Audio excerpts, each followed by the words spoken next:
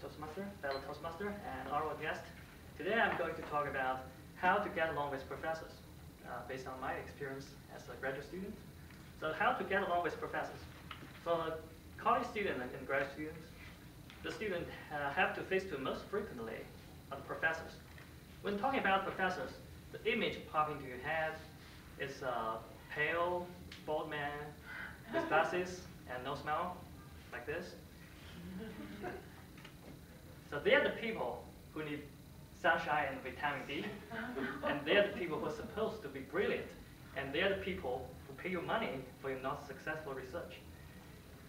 There's a scroll painted by some students outside the engineering library of the University of Illinois saying, "Nerds are people, and so are professors."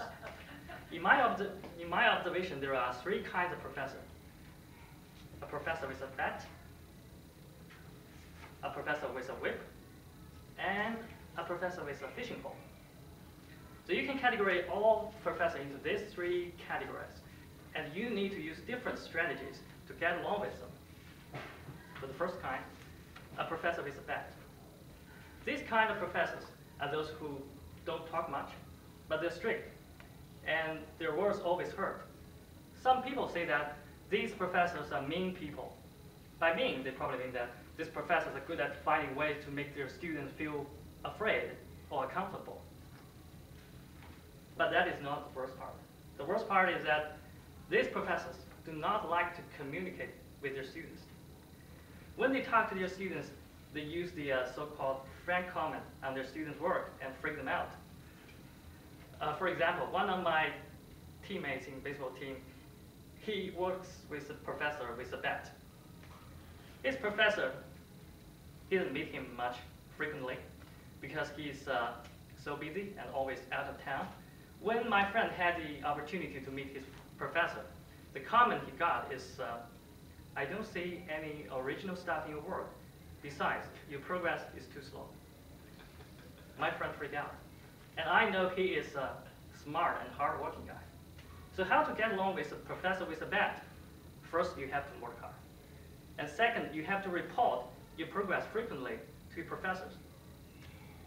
They do not like to communicate with you, so you need to find chances to do that. For example, you can email him, harass him, call him if you got his cell phone number, have lunch with him to talk about your research, and the most important thing is you should have a strong heart.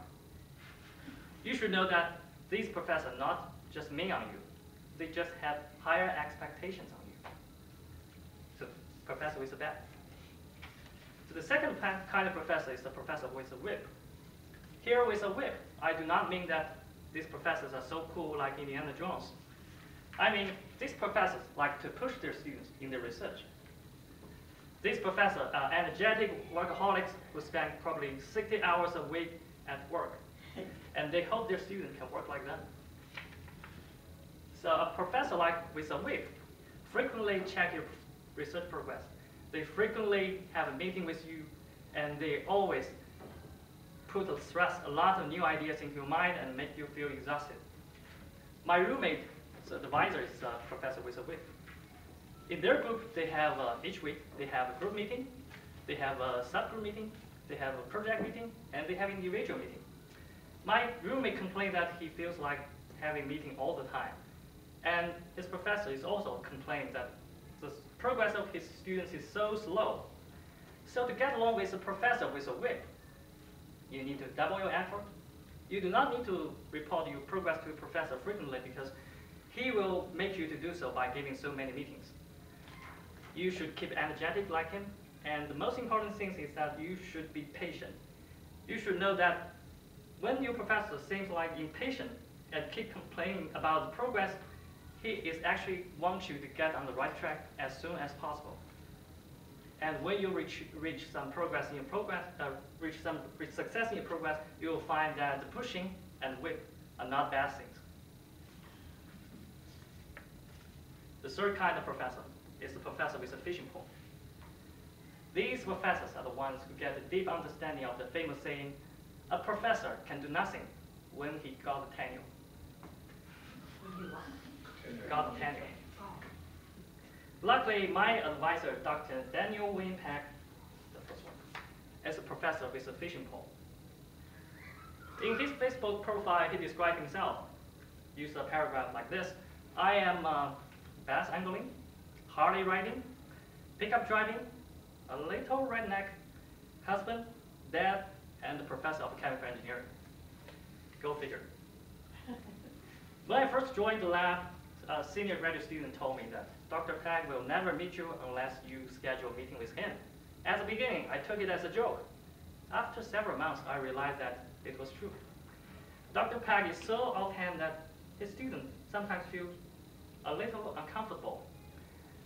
However, the totally offhand does not mean that he doesn't care about his students nor their research. In my conversation with him, I feel that besides he's a crazy fan of the Green Bay Packers, he is quite familiar with what you're doing and what you may face to in your research in the future. He just gave you some advice and encouraged you and makes you feel that you should really work harder to satisfy him. So to get along with a professor with a fishing pole, you need to be self-disciplined.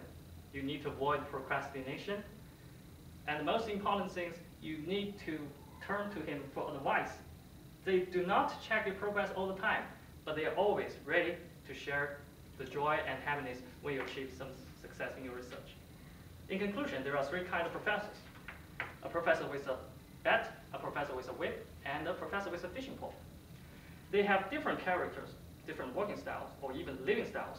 Accordingly, you should adjust your working styles to get along well with them. You should bear in mind that although you call your professor boss because they pay you, they are the people who really want you to master the skill of critical thinking. And if you can get along well with them, it's really like working in the sunshine. Thanks.